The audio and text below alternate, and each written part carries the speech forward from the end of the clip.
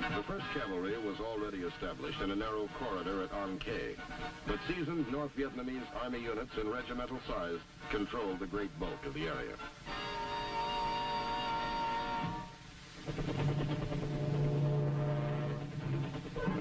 The Central Highlands, difficult terrain made up of jungle, mountains, and waterways with the highest incidence of malaria in Vietnam. This was the lot of the 4th Division.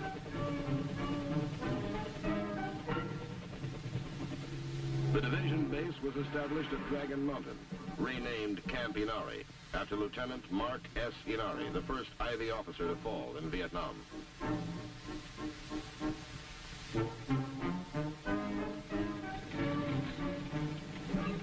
The rainy season was just beginning, and operations were severely hampered.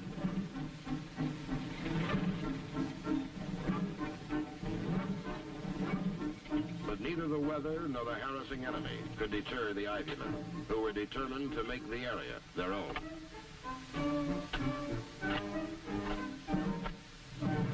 The engineers arrived with the division's advance party and quickly began to carve at the base of Dragon Mountain in what would soon become a city in the jungle.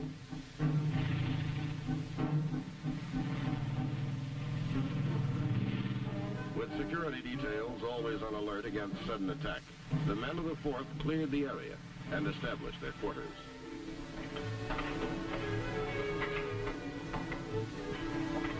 Mortar-proof bunkers and fortifications were built. Metal runways were set down for aircraft landing strips. And roads were slashed through the jungle to keep convoys rolling and troops on the move.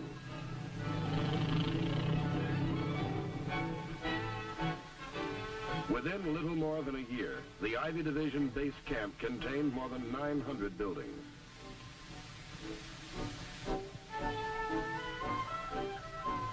The harsh countryside was peopled mostly by Montagnards, a nomadic people who slash and burn clearings in the forest, farm it for a time, then move on. Harassed and terrorized by the Viet Cong, these simple folk fell victims of a time and circumstance they could not fathom.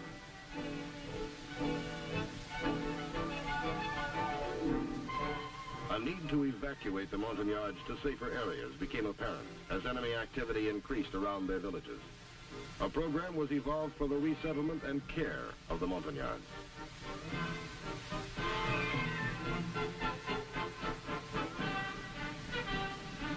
In each move, the entire village was lifted bodily, huts, belongings, and all, and transported to a more secure location.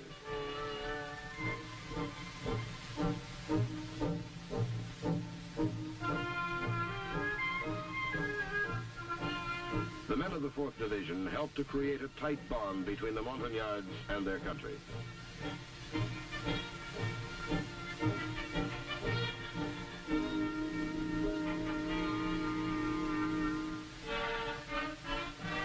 Ivy men swept through the steaming jungle near the Cambodian border, seeking to block North Vietnamese regiments who periodically dashed across the border in hopes of a quick victory.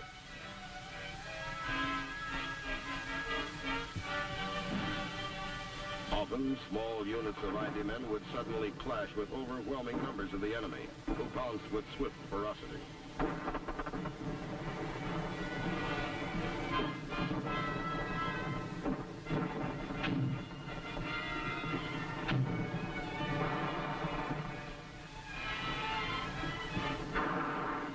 When the big guns of the 4th were called in for support, and the heavy lead began to fly, the North Vietnamese Army, the NVA, disengaged as quickly as they could appear.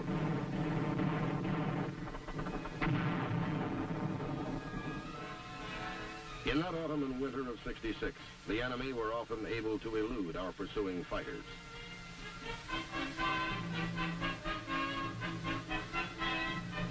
We hit them from the air.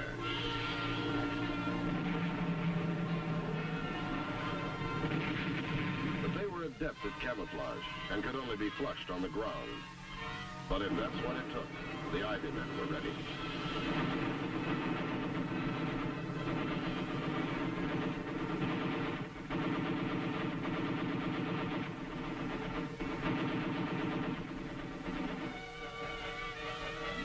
They embarked on a series of search and clear missions to locate the enemy and to rout him.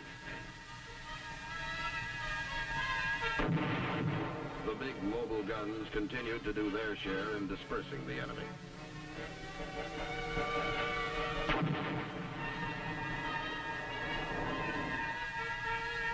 In operations like this and similar actions in early '67, the powerful partnership of heavy mobile guns and IV infantry combined to pin down large enemy units and methodically beat them into the ground.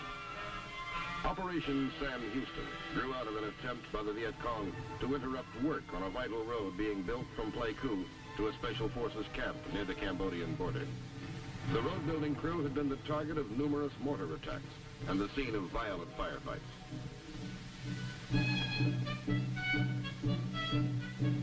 Despite intelligence reports of a large mass of NVA units, elements of the 4th Division moved through difficult terrain to meet the elusive enemy.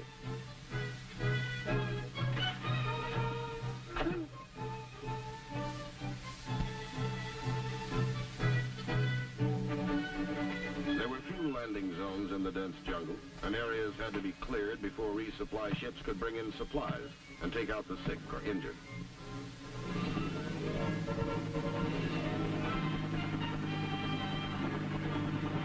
This was the only physical link with the outside.